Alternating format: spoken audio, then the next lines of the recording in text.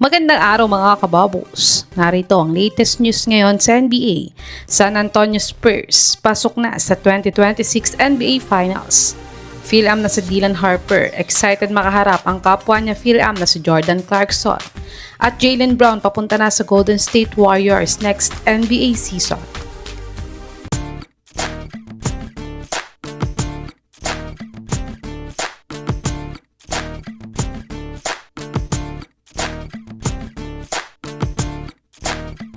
Nanalo ang San Antonio Spurs kontra sa OKC Thunder sa Game 7 sa score na 111-103. At ang best player of the game ay si Victor Wembanyama na nagtala ng 22 points, 7 rebounds at 2 assists sa kanilang panalo.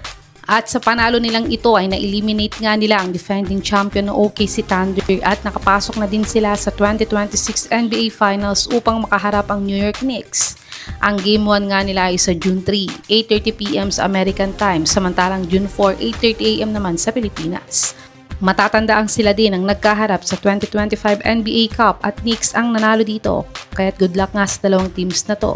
May the best team win the 2026 NBA Championship.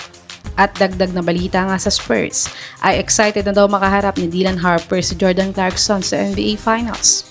Nagpasalamat nga si Dylan Harper sa mga Filipino fans na sumusuporta sa kanya at sa Spurs sa Western Conference Finals matchup nila ng OKC. At dagdag naman niya ay si Clarkson nga daw ang nagre-represent ng Filipino community sa NBA at pag nagkaharap daw sila sa NBA Finals ay napaka-special daw nito dahil mataas daw ang respeto niya kay Clarkson dahil sa mga na-accomplish niya sa NBA. Kaya't good luck nga sa dalawang Phil-am players na to, make the Filipino community proud. Tumungo naman tayo sa balitang papunta na daw sa Golden State Warriors si Jaylen Brown. Si Brown nga ay former 2024 NBA champion at Finals MVP. Pero sa mga sumunod nga na seasons ng Boston ay hindi na sila umabot ulit sa NBA Finals after ng championship nilang ito. At problemado pa nga ang Boston ngayon dahil sa taas ng kontrata na napapirma nila kay Brown dati. Kaya't ayon nga sa Reddit source na to, ay ang Golden State Warriors daw ang third team na interesado i-acquire si Jaylen Brown ngayon, kung balak na daw talaga siyang i-trade ng Boston this upcoming NBA offseason. Sa tingin mga kababos, may chance kayang makuha ng Warriors si Jaylen Brown next NBA season?